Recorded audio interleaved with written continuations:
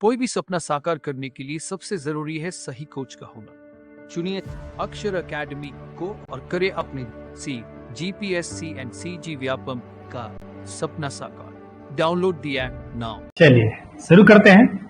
राष्ट्रीय एकता।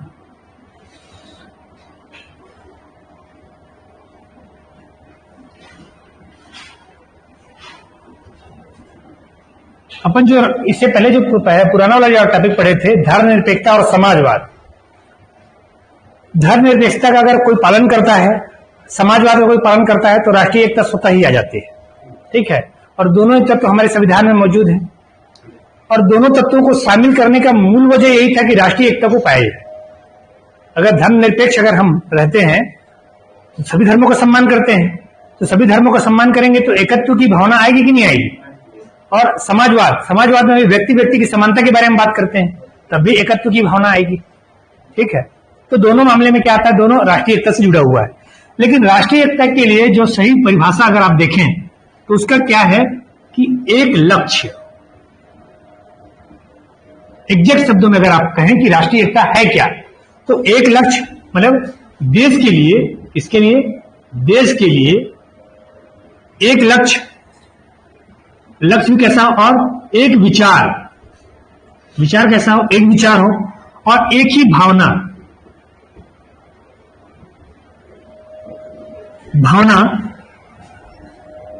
को लक्ष्य मानकर निष्ठा या प्राथमिकता से कार्य करना क्या है, राष्ट्रीय एकता है। ठीक। जैसे देशभक्ति, देश के लिए कुछ अच्छा सा काम करना। हर देशभक्त एक विचार उनका रहता है, क्या क्या एक लक्ष्य रहता है उनका, क्या देश को उन्नति कराना है, लाभ पहुंचाना है, अधिक से अधिक। विचार कैसा है उनका, एक जैसा विचार है और एक ही भावना के साथ, सभी देश प्रेम की भावना के साथ ओतप्रोत होते हैं वो लोग। उनकी भावना भी कैसे देश प्रेम वाली है, ऐसा नहीं कि उसका अलग भावना रहेगा, इसका अलग भावना है, एक ही भावना है। उसको लक्ष्य मानकर अगर निष्ठा या प्राथमिकता के हिसाब से अगर काम किया जाए तो वो काम ही क्या कहलाएगा, राष्ट्रीय एकता कहलाएगी, क्योंकि मिलकर काम किया जा रहा है। तो एक काम करने के लिए यही चीज तो जरूरी है, लक्ष्य एक होना चाहिए, विचार एक होना चाहिए और एक भावना के साथ काम करना चाहिए। तो जब हम एक साथ, एक भावना, एक विचार के साथ एक लक्ष्य के लिए काम करेंगे तो अपने आप एकता उत्पन्न हो जाएगी। कैसी एकता, वैचारिक एकता। विचार की एकता उत्पन्न हो रही है, लक्ष्य की एकता उत्पन्न हो रही है, भावना की एकता उत्पन्न हो रही है।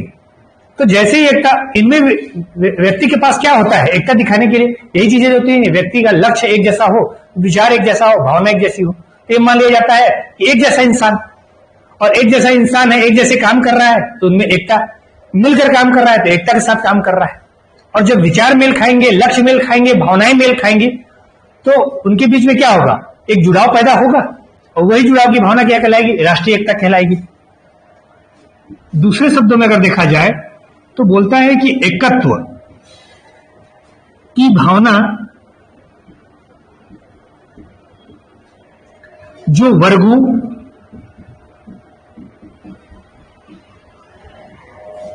सांस्कृतिक, भाषा और क्षेत्रीयता की भिन्नता से ऊपर हो,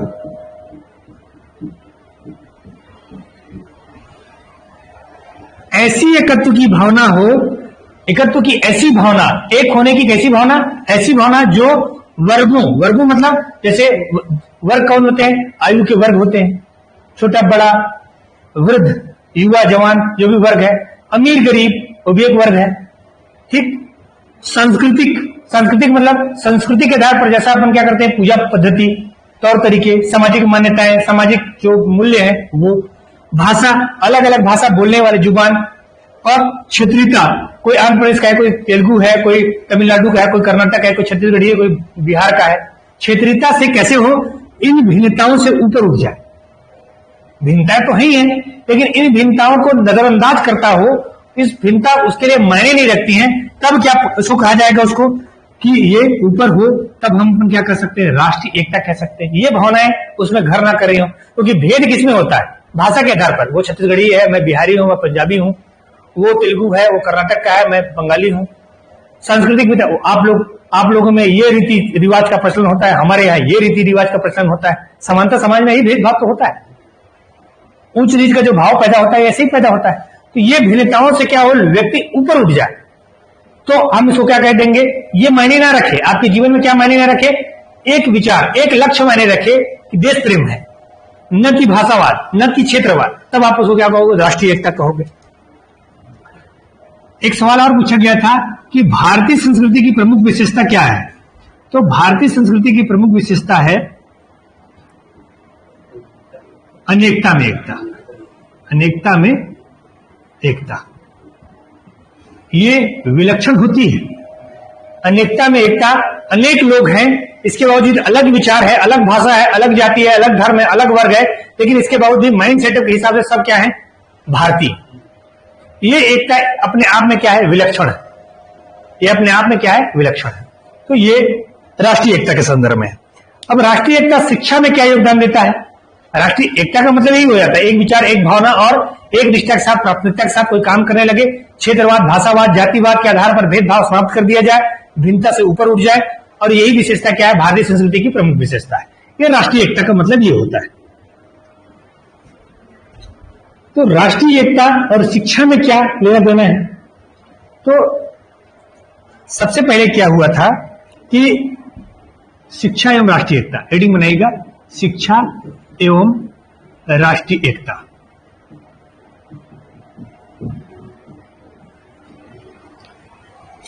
सबसे पहले एक कोट बताता हूं आपको जवाहरलाल नेहरू का। जवाहरलाल नेहरू ने लिखा कि राष्ट्रीय एकता से, राष्ट्रीय एकता में जीवन की प्रत्येक वस्तु, जीवन की प्रत्येक वस्तु आ जाती है, आ जाती है। शिक्षा उनमें से सबसे पहली है।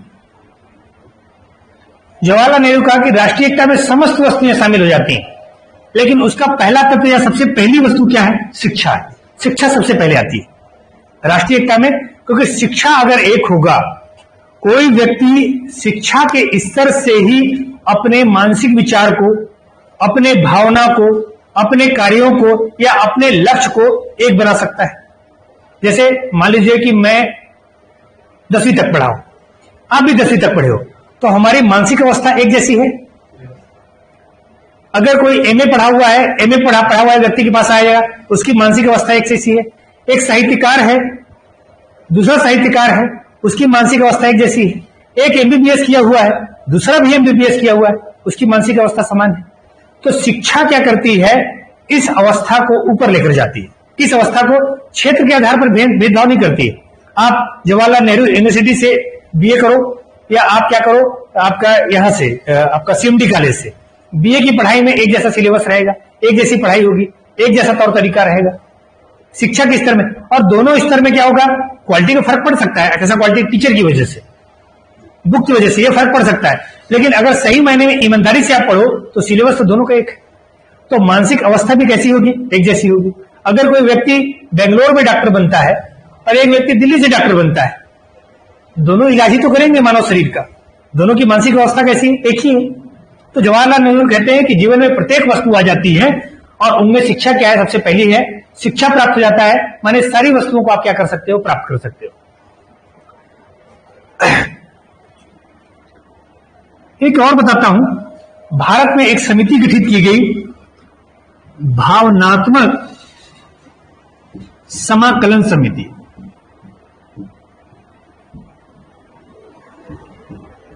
ठीक, और ये स्थापित की गई थी 1961 में और इसके अध्यक्ष थे संपूर्णानंद। ठीक, डॉक्टर हैं, डॉक्टर संपूर्णानंद इसके अध्यक्ष थे। अब भावनात्मक समाकलन का पहले मतलब समझ लीजिए। भावना तो समझ गए कि भावनात्मक रूप से, और समाकलन का मतलब होता है एकता, एक होना, समाकलित हो जाना, आपस में जुड़ जाना। शिक्षा ही ऐसा चीज एक होता है जो भावनाओं को क्या कर देता है, जोड़ देता है। अब इस समिति का गठन इसलिए किया गया था कि शिक्षा में एकता कैसे स्थापित किया जाए, क्योंकि हर वर्ग की, हर लोगों का, हर क्षेत्र का शिक्षा अलग अलग है। तो शिक्षा में समानता कैसे लाया जाए, शिक्षा व्यवस्था में कैसे एकता लेकर आया जाए, जो कैसी एकता होनी चाहिए, भावनात्मक रूप से, मानसिक रूप से कैसी होनी चाहिए, एक भाव होना चाहिए। किसके अध्यक्ष में 1961 में स्थापित किया गया, संपूर्णानंद के, डॉक्टर संपूर्णानंद की अध्यक्षता में स्थापित किया गया। और इसका कार्य था, इसका कार्य क्या था कि राष्ट्रीय जीवन में भावनात्मक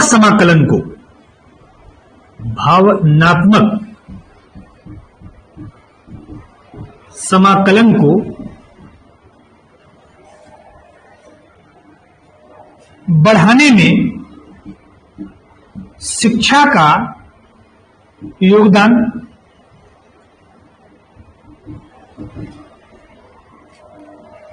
अध्ययन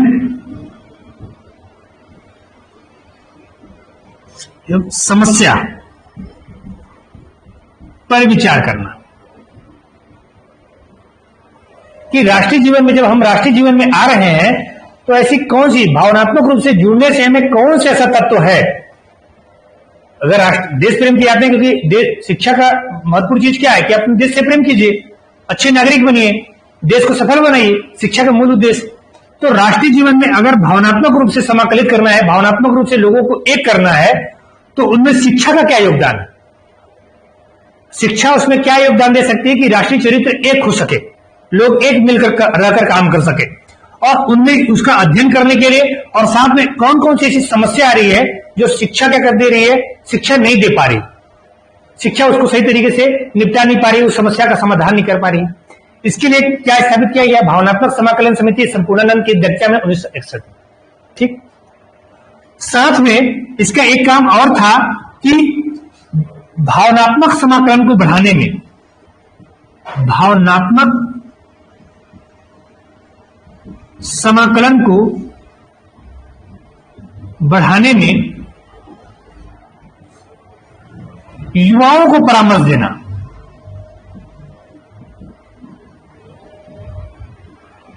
युवाओं को क्या देना, परामर्श देना, क्योंकि ये युवा ही आगे ही भारत को क्या बना सकते हैं, एक बना सकते हैं।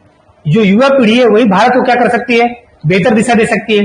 तो युवाओं को क्या परामर्श दिया जाए कि भावनात्मक रूप से शिक्षा प्राप्त करते करते, शिक्षा के द्वारा ही वो क्या कर सके, इस मामले में क्या हो सके, उनको ट्रेनिंग प्राप्त हो सके कि राष्ट्रीय एकता के लिए वो काम कर सके। हम किसका टॉपिक पढ़ रहे हैं, राष्ट्रीय एकता के लिए। तो राष्ट्रीय एकता के लिए जरूरी क्या है, भावनात्मक रूप से एक होना। और भावनात्मक एक रूप से एक होने के लिए कौन सी समिति गठित गई, संपूर्णानंद की अध्यक्षता में एक समिति गठित की गई। और संपूर्णानंद की अध्यक्षता में एक समिति जो गठित की, वो ये देखने के लिए हुई कि हम युवाओं को क्या परामर्श दे सकते हैं और शिक्षा के क्षेत्र में क्या योगदान ऐसा ले सकते हैं, क्या अध्ययन कर सकते हैं कि शिक्षा अपना योगदान दे दे भावनात्मक समाकलन करने में, मतलब एकता स्थापित करने में, विचारों में, एकता में, लक्ष्य में। सब भावनाओं से आती है। आप जैसे भावना, वो वाला भावना है कि जब आप चाहे बंगाली हो, बिहारी हो, छत्तीसगढ़ के रहने हो, कहीं भी हो, जब राष्ट्रगान बजता है और जब ऐ मेरे वतन के लोगों खूब लगा लो नारा, तो एक राष्ट्रीय एक देश प्रेम का भाव जागृत होता है कि नहीं। ये भावना है आपकी, भावना दिखाई नहीं देती, भावना सिर्फ क्या महसूस किया जा सकता है। तो जो भावना मैं महसूस करता हूं, आप भी महसूस करते होगे, निश्चित तौर पर देश का हर नागरिक महसूस करता होगा। जब भी लता मंगेशकर इस तरह गाना गाती थी, भावनात्मक रूप से हम एक महसूस करते हैं, एक साथ तिरंगा फहराएंगे, तो जो भी भावनाएं हैं उसमें शिक्षा क्या योगदान दे सकता है और युवाओं को क्या परामर्श देना चाहिए, इसके लिए समिति कौन सी थी, संपूर्णानंद, भावनात्मक समाकलन की समिति संपूर्णानंद की अध्यक्षता में। इसने बहुत सारी सिफारिशें दी, इसने अध्ययन किया और अध्ययन करने के बाद कई सिफारिशें दी।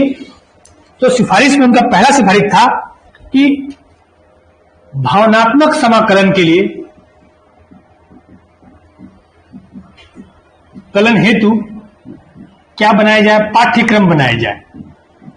अब यही तो शिक्षा देना है, तो पाठ्यक्रम भी तो बना सकते थे। ठीक, तो भावनात्मक समाकलन के लिए क्या बनाया जाए? एक पाठ्यक्रम बनाया जाए कि राष्ट्रीय एकता के माध्यम से वो क्या हो सकते हैं, उनका चरित्र निर्माण हो सके। दूसरा ये बोलते हैं कि सामाजिक विज्ञान, सोशल साइंस का अध्ययन अध्यापन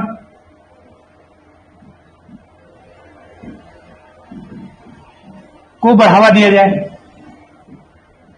सामाजिक अध्ययन को बढ़ावा देने का मतलब यह है, मूल रूप से हमारी जो भिन्नता होती है ना, वो सामाजिक रूप से होती है।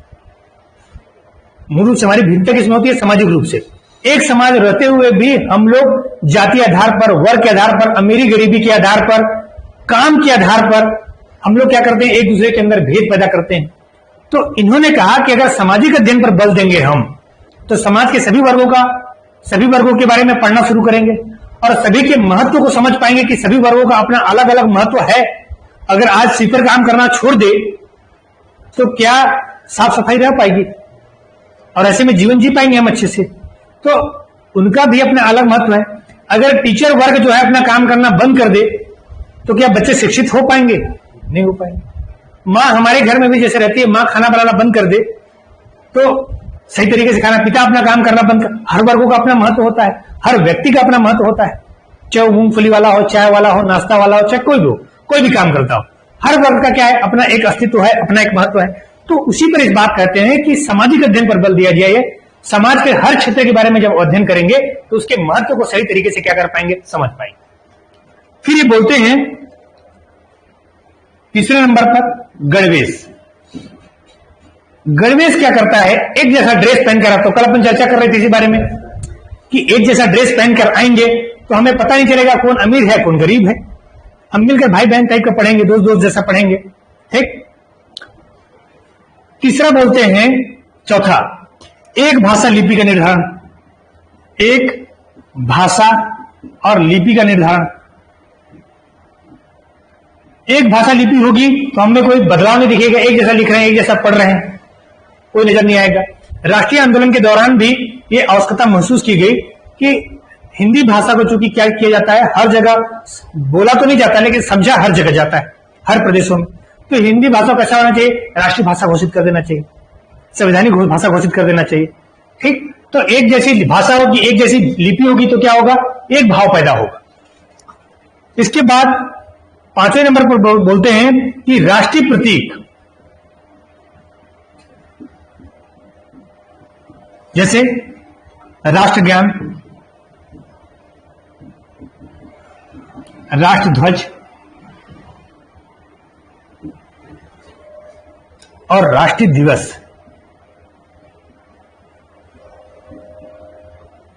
का आयोजन होना चाहिए। क्योंकि कोई भी आदमी, जैसे अब 15 अगस्त होता है तो किसका त्योहार है? हिंदू का कि मुसलमान का कि ईसाई का कि सिख का? सबका है वो त्योहार, सब लोग मनाते हैं। ऐसा नहीं होता है सब बूंदी खाने के लिए स्कूल में पहुंचते हैं, सब झंडा फहराते हैं, किसी के मन में ये भेदभाव नहीं रहता है कि मेरा त्योहार है मेरा नहीं, सब मिलकर कर रहे होते हैं। राष्ट्रगान सबका है, सब गा सकते हैं। किसी को लगेगा कि नहीं मैं भजन नहीं गा सकता, कोई कहेगा कि मैं जो नमाज है वो नहीं पढ़ सकता हूं, लेकिन राष्ट्रगान तो सब गा सकते हैं। और दूसरा, राष्ट्रीय दिवस भी सबको बना सकते हैं, क्योंकि कोई देवी देवता या अल्लाह, ईसा मसीह, किसी का जन्म दिवस तो है नहीं, राष्ट्रीय दिवस है 15 अगस्त 26। तो इनका क्या होना चाहिए? ये एकता के साथ हम लोग जब इसका मनाना शुरू करेंगे तो एकता पैदा होगा। और लास्ट बोलते हैं कि अखिल भारतीय काउंसिल का गठन होना चाहिए।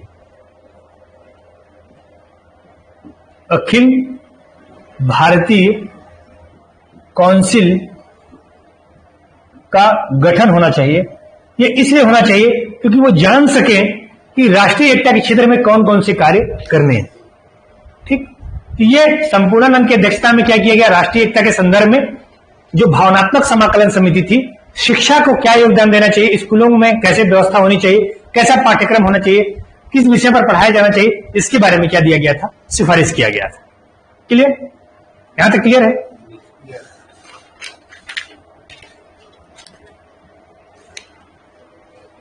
मिटाऊं इसको?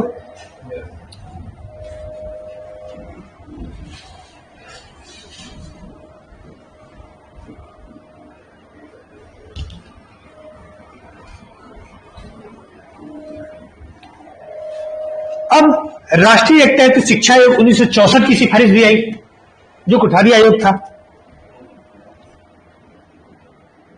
राष्ट्रीय एकता हेतु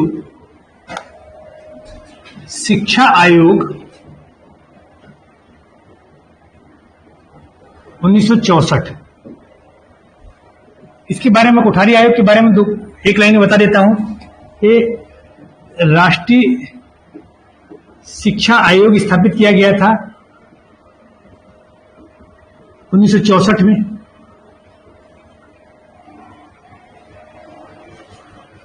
इसकी जबकि घोषणा की गई थी 14 जुलाई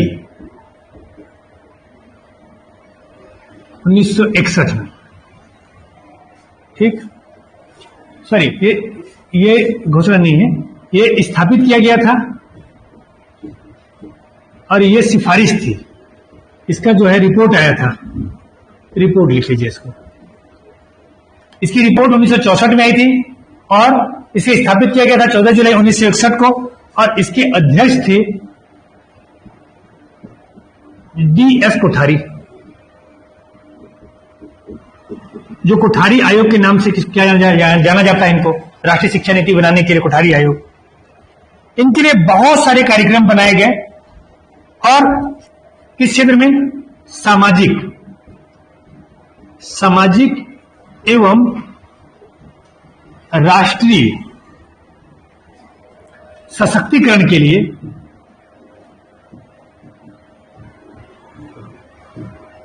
करण हेतु अनेक कार्यक्रम बनाए। किसने बनाया? राष्ट्रीय शिक्षा आयोग ने अनेक कार्यक्रम बनाया। उसमें से एक कार्यक्रम था, बहुत सारे कार्यक्रम बने, उनमें से एक कार्यक्रम क्या था? अक्टूबर 1968 में क्या बना गया? राष्ट्रीय एकता परिषद की स्थापना की गई। राष्ट्रीय एकता परिषद की स्थापना। कोठारी आयोग जो 14 जुलाई 1961 को स्थापित किया गया था, जिसकी रिपोर्ट कब आई? 1964 में आई, जिसके अध्यक्ष DS कोठारी थे। उन्होंने बहुत सारे सिफारिश दिए थे, उनमें से एक सिफारिश क्या दिया था कि राष्ट्रीय एकता परिषद का गठन कर लिया जाए। अक्टूबर 1968 में राष्ट्रीय एकता परिषद ने क्या किया? क्या हुआ? अपना काम शुरू कर दिया, उसका गठन हो गया। अब राष्ट्रीय एकता परिषद ने कुछ सिफारिशें दी। राष्ट्रीय एकता परिषद ने सिफारिशें दी।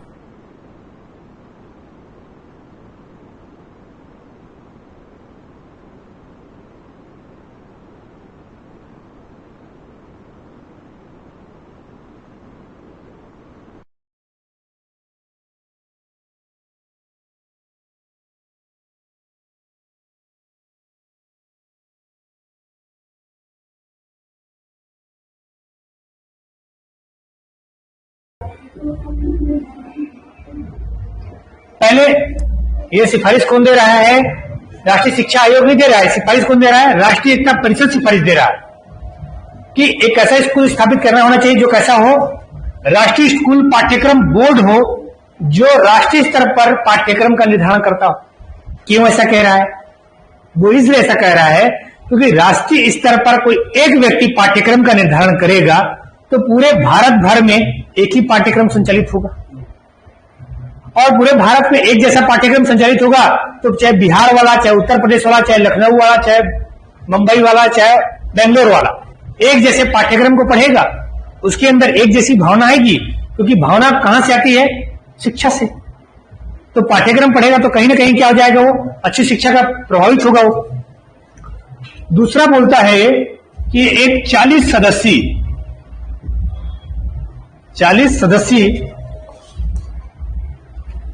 शिक्षाविद एवं छात्रों का क्या बनाया जाए? एक संगठन बनाया जाए। इस बात पर विचार करने के लिए कि हमारे देश का पाठ्यक्रम कैसा हो, शिक्षा का माध्यम कैसा हो।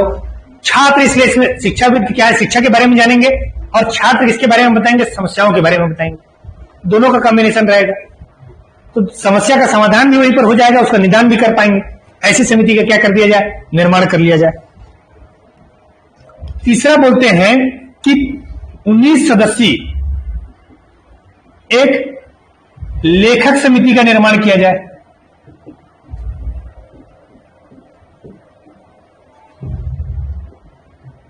उन्नीस सदस्यीय एक लेखक समिति का निर्माण किया जाए और इनका शिविर आयोजित किया जाए, क्योंकि लेखक भी क्या होते हैं, विचारशील होते हैं और साहित्य से जुड़े होते हैं, तो उनको इस चीज का ज्ञान होगा अच्छी तरीके से।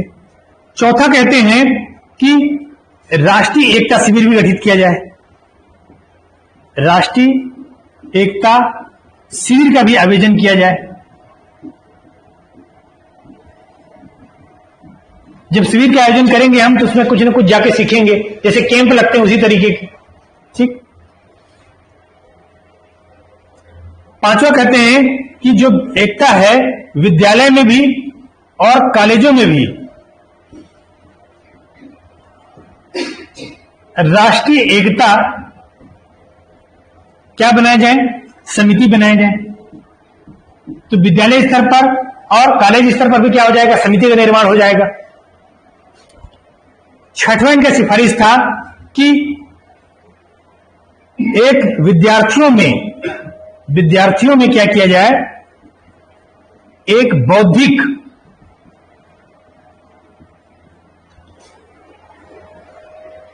विकास समिति का गठन किया जाए।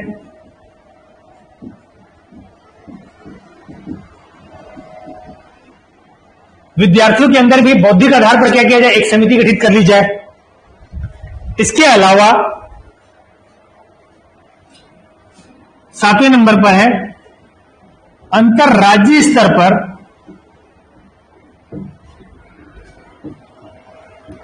छात्र का सम्मेलन रखा जाए,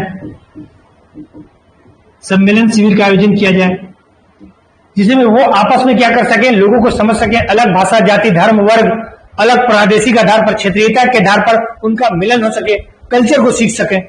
ठीक। और साथ में 8वां कहते हैं एक योजना मंच का निर्माण किया जाए। योजना मंच का निर्माण करने का मतलब यह है कि अगर इन सब कार्यक्रम को आप कर रहे हो तो आगे की योजना के लिए क्या प्लान है आपके पास, उसके लिए एक मंच दे दिया जाए निर्माण करने के लिए। ठीक। तो क्या क्या इसमें ध्यान रखना है आपको कि राष्ट्रीय एकता के लिए शिक्षा आयोग 1964 वाला 61 में स्थापित किया गया था। इसका रिपोर्ट कब आया, 1964 में। DS कुतरी इसके अध्यक्ष थे। उनकी सिफारिश के आधार पर, सशक्तिकरण के आधार पर क्या किया गया, राष्ट्रीय एकता परिषद की स्थापना की गई 1968 में। इस सिफारिश के आधार पर क्या क्या रखा गया कि राष्ट्रीय स्कूल पाठ्यक्रम बोर्ड की स्थापना की जाए, 40 सदस्यीय शिक्षा छात्रों का एक संगठन बनाया जाए, 19 सदस्यीय एक लेखक समिति का गठन किया जाए और उनका शिविर आयोजित किया जाए, राष्ट्रीय एकता परिषद का आयोजन किया जाए, विद्यालय कॉलेजों में राष्ट्रीय एकता समिति बनाई जाए और विद्यार्थियों में एक बौद्धिक विकास समिति बना दी जाए, अंतर्राज्यीय स्तर पर उनका सम्मेलन आयोजित करवाया जाए और एक योजना मंच का निर्माण कर दिया जाए। इन सब कार्यक्रमों से हो सकता है कि राष्ट्रीय एकता में क्या हो जाए, वृद्धि हो जाए। ये सारी सिफारिशें कब आई थी, 1968। मदरसा या फिर सीबीएसई का पाठ्यक्रम नहीं, मदरसा का जो पाठ्यक्रम रहता है, मैं आपको बताऊं, देखिए विषय उसमें भी इतिहास, भूगोल, विज्ञान, गणित वगैरह सब रहेंगे, लेकिन एक एक्स्ट्रा शिक्षा उनको क्या दे दिया जाता है कि उनको नमाज को याद करना है, मतलब धार्मिक आधार पर शिक्षा, कुरान को, हाँ नमाज बोलता हूं, कुरान को याद करना है। वो इसलिए ऐसा किया जाता है क्योंकि उनको भाषा, उनकी भाषा किसमें है, भाषा और संस्कृति को संरक्षण देना है, और जो मूल धर्म ग्रंथ है वही सही भाषा है। जैसे हमको संस्कृत का अध्ययन करना पड़ता है, अगर आपको संस्कृत सीखना है या संस्कृत को पढ़ना है तो आप कौन सा ग्रंथ पढ़ोगे, जो उपलब्ध होगा, और उपलब्ध है क्या, रामायण है, महाभारत है, गीता है, यही ना पढ़ोगे, ऋग्वेद है, सामवेद है, यजुर्वेद है, यही तो पढ़ोगे आप। तो जो सरकार शिक्षा का जो प्रावधान देकर रची हुई है वो भाषा और संस्कृति के संरक्षण के लिए, धर्म के संरक्षण के लिए नहीं है। क्योंकि धर्म को किसी को संरक्षण नहीं देती।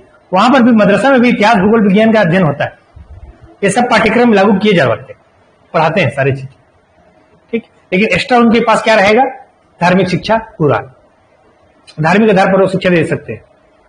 वो लोग भी बीओ ऑफिस में अपना पूरी रिपोर्ट देते हैं कि इतने बच्चे हुए, इतने उपस्थिति हुई, इतना हाजिरी हुआ, इतना हुआ, सब उनको मिलता है भारत में शिक्षा। हाँ, जैसे न्यास के आधार पर रहेगा, जैसे मान लीजिए कोई ऐसा है कि जो संस्कृत महाविद्यालय ही है, वो अपना अलग से खोल कर रखा है, ट्रस्ट बनाकर रखा हुआ है, सरकार से पैसा नहीं लेता है, कोई भी वित्तीय सहायता नहीं ले रहा है, तो ऐसे कंडीशन पर वो अपना अलग शिक्षा दे सकता है। उसमें इतिहास भूगोल विज्ञान या सामाजिक विज्ञान पढ़ने की आवश्यकता नहीं। लेकिन मदरसा बोर्ड तो पैसा देते हैं सरकार से, गवर्नमेंट से, वित्त पोषित है, सरकार द्वारा वित्त पोषित, ठीक। बढ़े आगे।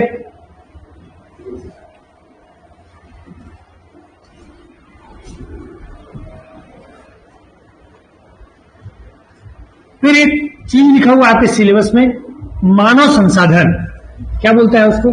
क्या लिखा हुआ है राम?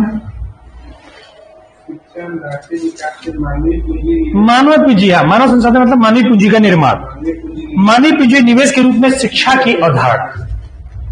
तो आप सब लोग क्या जानते हो? मानव पूंजी के रूप में सरकार आपको पढ़ाती है, लिखाती है, योग्य बनाती है। क्यों बनाती है? क्योंकि मानव भी एक प्रकार की पूंजी संसाधन है। जैसे मैं आपको बता दें, जैसे आप घर खरीदते हो, पैसा लगाते हो और घर किराए में दे दिए, तो घर लगाया आपने, जमीन खरीदा और आपने क्या किया? घर बनाया, उस पर पूंजी लगाई और धीरे धीरे से उसको उत्पादन होना शुरू हो जाता है, पैसा मिलना शुरू हो जाता है। आपके मम्मी पापा ने भी क्या किया? आपको पढ़ाया लिखाया, खिलाया पिलाया, मोटा ताजा बढ़िया बना दिया, पढ़ा लिखा के अब आप कमाने लगे हो।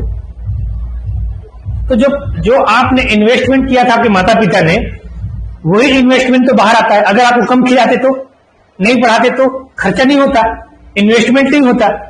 तो जब खर्चा नहीं होता तो पैसा भी नहीं आता, क्या कमाई आता? क्या नहीं आ पाता।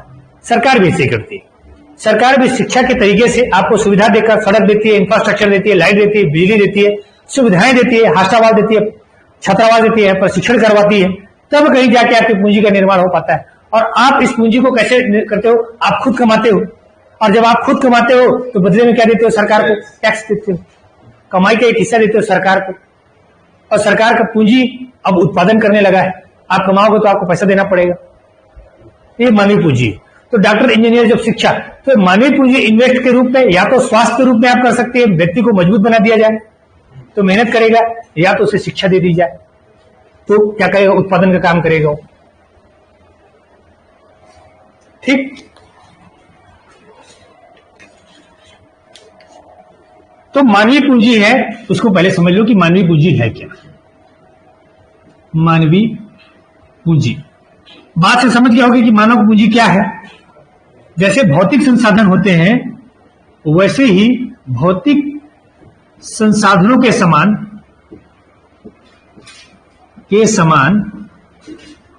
ठीक छात्र भी कैसे होते हैं? संसाधन होते हैं। और एक किस रूप में होंगे? डॉक्टर, इंजीनियर, ठीक। और कौन कौन से होते हैं? बहुत सारे। किसान भी एक प्रकार की पूंजी है, मतलब जो किसान फोकटा है, उत्पादन करते हैं, मेन तो यही है, ठीक। और क्या होते हैं? जितने भी प्रशिक्षित व्यक्ति होंगे, जो भी आपको दिखे, जो भी क्रांति के रूप में होंगे, सब मानव पूंजी, सब के सब। इसका स्रोत क्या है? मानव पूंजी निर्माण का प्रमुख स्रोत कौन कौन से हैं? तो देखो, शिक्षा उनमें सबसे पहला है।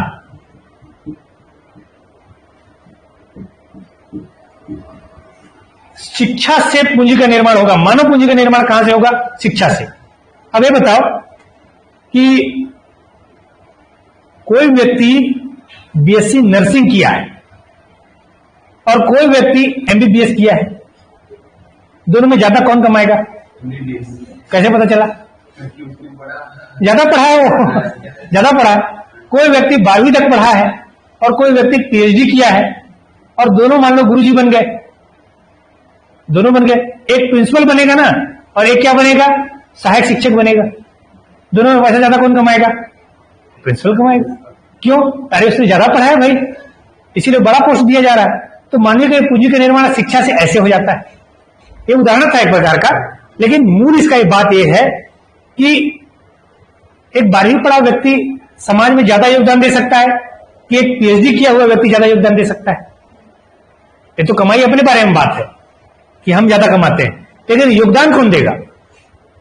ज्यादा पढ़ा लिखा व्यक्ति ज्यादा योगदान देगा। इसलिए सरकार उसको चाहती है कि अधिक से अधिक उसको प्रशिक्षित किया जाए। एक मजदूर जितना अच्छे तरीके से नहीं होता है, राजमिस्त्री चूंकि प्रशिक्षित रहता है, दोनों एक जैसा ही काम करते हैं, लेकिन राजमिस्त्री ज्यादा प्रशिक्षण प्राप्त करता है, इसलिए ज्यादा योगदान देता है, मेन काम करता है, पैसा ज्यादा मिलता है उसको। तो एक तो शिक्षा है, दूसरा है स्वास्थ्य। स्वास्थ्य आपका ठीक रहेगा, मजबूत आदमी ज्यादा काम करेगा, और रोगी आदमी कैसा काम करेगा? कम काम करेगा, योगदान कम दे पाएगा। तीसरा है प्रशिक्षण। प्रशिक्षण वाला जो प्रशिक्षित व्यक्ति होगा वो ज्यादा योगदान देगा, अप्रशिक्षित व्यक्ति, अकुशल व्यक्ति कम काम देगा। तीसरा है प्रबंधन। अगला, जो मैनेजमेंट का जानकार है वो सही समय का मैनेजमेंट का भी बेहतर क्या कर देगा? प्रबंधन कर लेगा, और समय का भी प्रबंधन कर लेगा। और जो समय बर्बाद करता है वो फेसबुक और व्हाट्सएप चलाता रहेगा, काम कुछ नहीं करेगा वो। समझ रहे हैं? फिर सूचना, जिसके पास ज्यादा सूचना है वो क्या करेगा? ज्यादा उत्पादन कर सकता है, क्योंकि हर जगह से इकट्ठा कर लेगा कि यहां हो सकता है, यहां नहीं हो सकता है, ये हो सकता है, वो नहीं हो सकता है, क्योंकि उसके पास सूचना है, इसके पास नहीं, वो काम नहीं करेगा। और स्वास्थ्य के साथ में आप जोड़ सकते हो आहार। ठीक ठाक खाओगे बढ़िया काम करोगे, नहीं खाओगे नहीं। तो ये मानवीय पूंजी निर्माण के क्या है? सिस्टम है। शिक्षा, स्वास्थ्य, प्रशिक्षण, प्रबंधन, सूचना और आहार, ये मानवीय पूंजी का निर्माण करने के स्रोत है। इसीलिए सरकार क्या करती है? मध्याह्न भोजन कार्यक्रम, खेल, प्रशिक्षण, ये सब करवाती है वो। नहीं तो खाना खिलाने से क्या बच्चा क्या फायदा? माँ बाप तो खाना खिला ही नहीं रहे हैं, सरकार के खिला, लेकिन सरकार चाहती है कि मानवीय पूंजी का विकास हो। बीमार रहेगा, उत्पादन नहीं कर पाएगा, और उल्टा चिकित्सा खर्च सरकार से लेगा। और गवर्नमेंट में जाता है, गवर्नमेंट हॉस्पिटल में तो भी तो खर्च होता है ना, वहां दवाई देते हैं उसको, मरहम पट्टी करते हैं, फोकट में यूज करेगा वो। तो इसलिए क्या किया जाए? उसका उपयोग ना करें। तो मानवीय पूंजी के दो मद होते हैं निर्माण के। एक होते हैं गुणात्मक मद, और दूसरा होता है मात्रात्मक मद। गुणात्मक मतलब होता है गुणों में विकास कर देना, और मात्रा का मतलब होता है संख्या में विकास कर देना। गुणों का मतलब क्या है? किसी व्यक्ति के गुणों में विकास कर दे तो वो कैसा कहलाएगा? गुणात्मक विकास कहलाएगा। और संख्या में, बहुत ज्यादा संख्या में अगर वृद्धि कर दे तो वो मात्रात्मक विकास कहलाएगा। ठीक।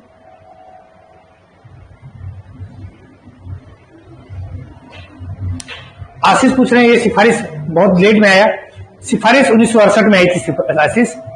अच्छा, आशीष आप ऑनलाइन कर रहे हैं, हम लोग ऑफलाइन में आपको खोज रहे थे कि ऑफलाइन में कैसे नहीं आ रहे हैं करके। ठीक है, आशीष ऑनलाइन में आ रहे हैं। तो सिफारिश 1968 में आई थी उसकी।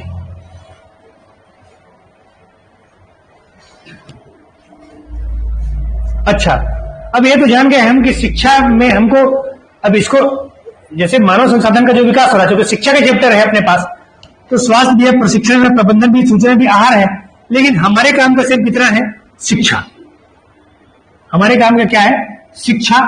और शिक्षा में जब हम मद में खर्च करते हैं तो मानवीय पूंजी का विकास कैसे होता है वो देख लो। कहां सरकार शिक्षा में खर्च करती है, कौन कौन से मद में खर्च करती है वो जान लो। इनके मद के आधार पर अगर देखोगे तो दो मद होते हैं मेन। एक मद कहलाता है आवर्तक मद,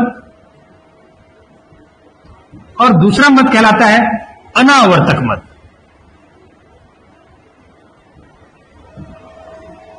आवर्तक मद ऐसे मद हैं जो एक निश्चित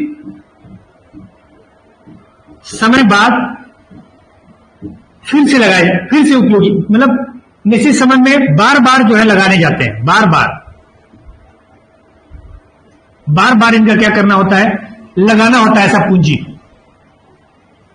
जैसे कौन सा? एक बार शिक्षक को पेमेंट दिए, एक महीना, दोबारा दोगे कि नहीं दोगे? दूसरे महीने में फिर दोगे, अगले महीने में फिर दोगे, फिर उसके अगले महीने में दोगे। बार बार खर्च हो रहे हैं, निश्चित समय में खर्च हो रहा है कि नहीं हो रहा? ये ऐसे मद है, कैसे? आवर्तक मद। आवर्त मतलब क्या हो जा रहा है? क्रम से आगे बढ़ते जा रहे हैं, आवर्तक मद। इस मद में कौन कौन सा आता है? शिक्षक का वेतन, कर्मचारी का वेतन, हर महीना हो गया। भवन मरम्मत हर साल कराओगे कि नहीं कराओगे? पुस्तकालय व्यवस्था, अब ये मत कहना कि सर एक बार किताब तो खरीद दिया, दोबारा क्यों खरीदेंगे? तो नया किताब भी तो आता है ना, नए किताबों के पुस्तकालय की व्यवस्था, नए नए किताब आ रहे हैं, नए नए विचार देने हैं बच्चों को, छात्रों को, पुस्तकालय व्यवस्था करनी है। तो ये क्या होता है, ये हमेशा एक निश्चित समय बार बार मद खर्च होते हैं।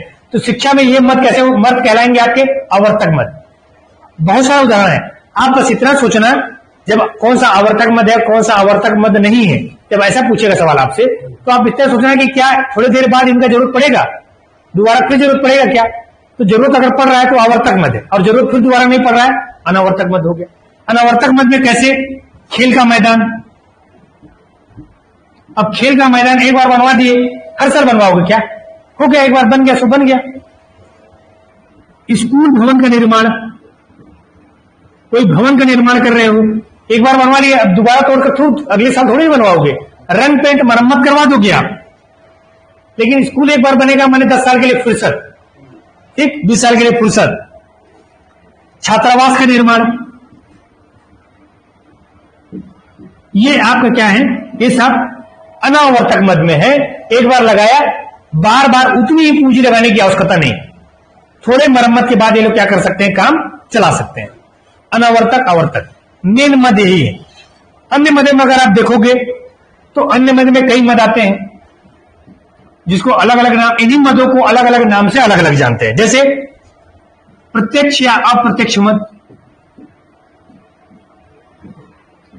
जो सामने खर्चा करोगे वो प्रत्यक्ष मद है, जो सामने खर्चा नहीं कर रहे हो अप्रत्यक्ष मद है, ठीक। एक होता है विकास मद और पूर्वबद्ध मद। पूर्वबद्ध मद, विकास मद किसके लिए ख्याल किया जाएगा? कोई भी विकास कार्य करने के लिए। विकास मद किसके लिए होगा? कोई भी विकास कार्य, अगर उसे डेवलपमेंट होता है, विकास मद में पैसा खर्च हो गया। और पूर्वबद्ध मद का मतलब होता है कोई योजना निर्माण करके कर रहे हो,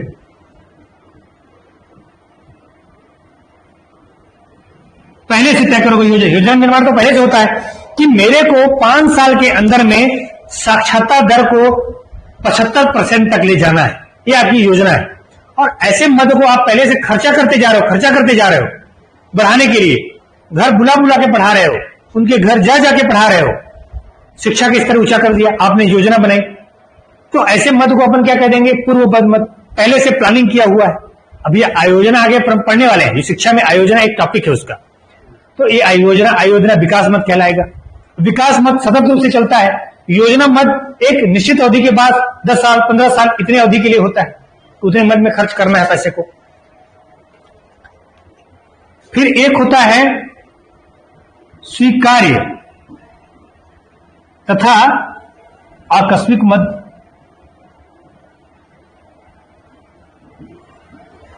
स्वीकार्य मद का मतलब होता है कि राज्यों के बजट में जो भी शामिल होगा, राज्य बजट करने का मतलब है, क्योंकि शिक्षा का ऐसा विषय है, समवर्ती सूची का विषय है, तो राज्य भी अपने बजट में पैसा खर्च करते हैं। तो शिक्षा राज्य के बजट में जो भी रहेगा, जैसे वेतन भत्ता, स्वीकृत क्या करवाना पड़ता है इसको सबसे पहले, ठीक है, इनको क्या करवाना पड़ता है? स्वीकृत कराना पड़ता है। भविष्य निधि, दोनों केंद्र सरकार अगर खर्च करती है अपने बजट में तो केंद्र सरकार का क्या कहलाएगा? स्वीकार मद कहलाएगा। और राज्य सरकार अगर खर्च करती है तो राज्य सरकार का स्वीकार मद कहलाएगा। बिजली, पेंशन, भत्ता, भविष्य निधि या कोई भी पैसा देती है, खर्च करती है, अपने बजट में खर्च करे तो वो क्या कहलाएगा? उसका स्वीकार्य मद। आकस्मिक मद वो कहलाएगा, कैसे कहलाएगा? अचानक जरूरत पड़ गया, अचानक क्या हो गया? जरूरत पड़ गया फंड का, अचानक पता चला कि स्कूल भवन जो है वो ढह गया, भूकंप में निर्माण करवाना पड़ा, ऐसे मद को अपन क्या कह देंगे? आकस्मिक मद। सब मानव पूंजी का निर्माण करने के लिए हो रहे हैं। इसके बाद विविध मद। विविध मद कैसे? मध्याह्न भोजन, चिकित्सा, लड़के लोगों को इलाज करवा रहे हो, एनसीसी, स्काउट, इन सब में भी पैसा खर्चा होता है, इससे भी मानव पूंजी का निर्माण होता है। ये सब किस में आ जाएंगे? विविध मद में आ जाएंगे। बस इतना ही है।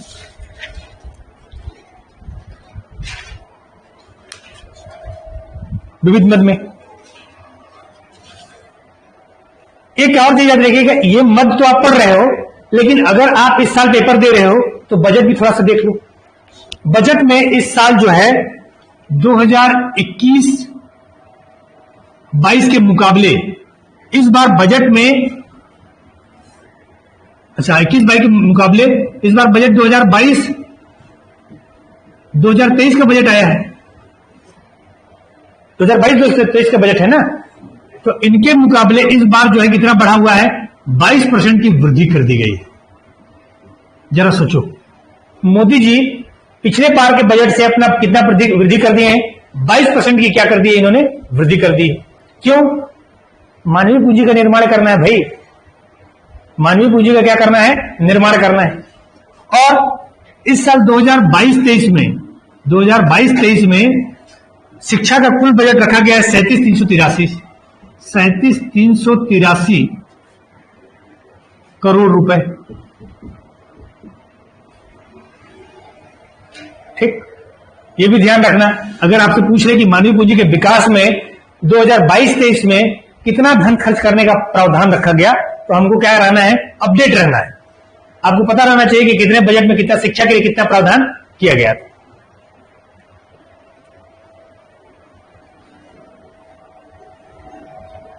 फिर क्या फायदा है मानवीय पूंजी का विकास करने में? जानते हो आप सब फायदा, लेकिन फिर भी एक एक चूंकि टॉपिक कंप्लीट करना है तो अपन इसका चर्चा कर लेते हैं। सबसे पहला प्रमुख तो यह है कि राष्ट्रीय आय में क्या करते हैं? ये योगदान देते हैं।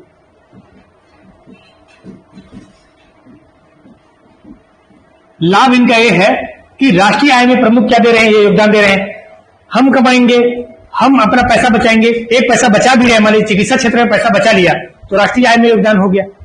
हम ज्यादा कमाने लगे तब भी राष्ट्रीय आय में क्या हो गया? योगदान होने लगा। ठीक। दूसरा बोलता है कि अगर आप पढ़े लिखे हो, मानवीय पूंजी का विकास है, बुद्धिमान आदमी हो, तो आप क्या कर सकते हो? नवीन आविष्कार करोगे कि नहीं करोगे? एवं खोज को बढ़ावा मिलेगा।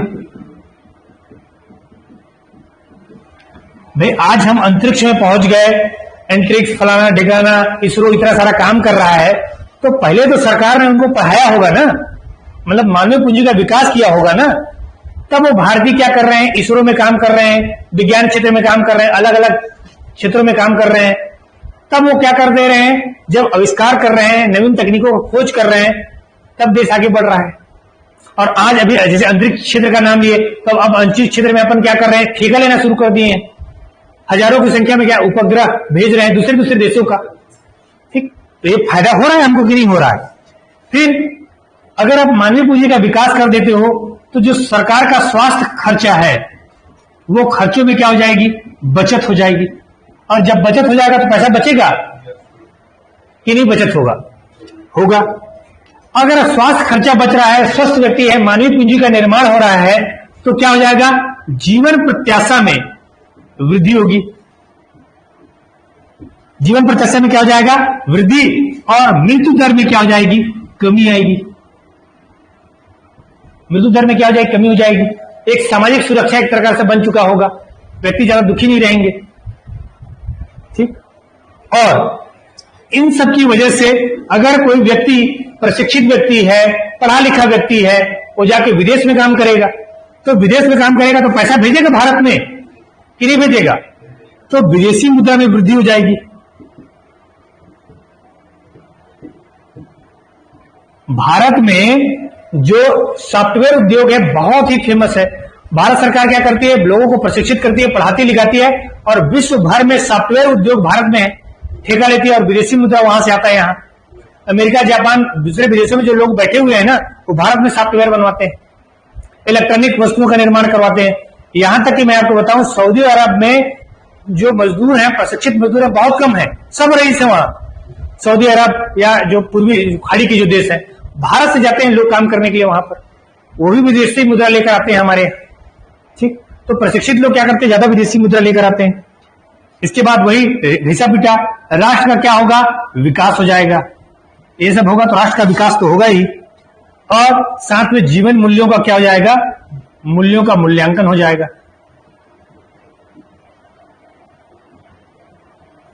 जीवन मूल्यों का मूल्यांकन करने का मतलब है कि जीवन के मूल्य का एक रहेगा, आकलन रहेगा। नहीं तो कौन आदमी जिंदा है, कौन आदमी मर गया। भाई देखिए, मानवीय पूंजी का विकास, मेरे अंदर ज्यादा मानवीय पूंजी का विकास ज्यादा हुआ है कि महात्मा गांधी की मानवीय पूंजी का ज्यादा विकास हुआ है? कौन ज्यादा बड़ा मानवीय पूंजी? मानव पूंजी के रूप में मैं ज्यादा महत्वपूर्ण हूं कि महात्मा गांधी? निश्चित तौर पर महात्मा गांधी। तो मेरे जाने से कोई नुकसान हो रहा है क्या? मेरा मूल्य क्या है? 1%। और महात्मा गांधी का देश के लिए 100% योगदान है उनका, तो उनका मूल्य ज्यादा है। तो वो मूल्यों का क्या हो जाएगा, मूल्यांकन हो जाएगा कि कौन व्यक्ति ज्यादा मूल्यवान था और कौन व्यक्ति कम था। जो ज्यादा संसाधन विकसित होगा, जो ज्यादा पूंजी निर्माण हो सकेगा जिसके अंदर, वो ज्यादा योगदान दे रहा है, और जो कम योगदान है उसका कम योगदान। ये था आपका मानव पूंजी में व्यक्ति का विकास है। ये स्वास्थ्य, अच्छा, स्वास्थ्य खर्च में बचत। अब ये है कि भाई मानव पूंजी को खिला पिला के रखा गया, स्वस्थ रखा गया। सरकार लाखों रुपए, हजारों करोड़ रुपए स्वास्थ्य खर्चे में खर्च करती है।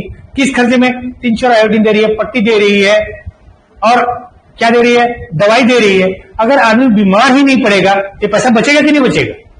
स्वस्थ रहेगा वो, तो स्वास्थ्य खर्चों में क्या हो जाएगा, बचत हो जाएगा। सरकार का पैसा बचेगा तो अच्छी बात है ना। दूसरे विकास कार्यों में, इंफ्रास्ट्रक्चर विकास में, सड़क बनवाने में, शिक्षा देने में खर्च करेगी पैसा को। स्वास्थ्य खर्चा तो लैप्स हो जाता है। भाई आप बीमार पड़ते हो, दवाई खा लेते हो, क्या फायदा हुआ? बस ठीक हो जाते हो। इससे अच्छा ये होगा कि आप बीमार ही ना पड़ो, दवाई खाने की जरूरत ही ना पड़े। समझ रहे कि नहीं? तो बेवजह का पैसा खर्च है ना दवाई वाला। आप स्वस्थ रहोगे तो जरूरत ही नहीं दवाई का, आपको तो मजबूरी में खाना पड़ता है दवाई ना, तो मजबूरी आई ही ना आपके लिए। ये सारी चीजें इस तरीके से मानव पूंजी का निर्माण हो जाता है। ठीक, आज इतने ही रखते हैं।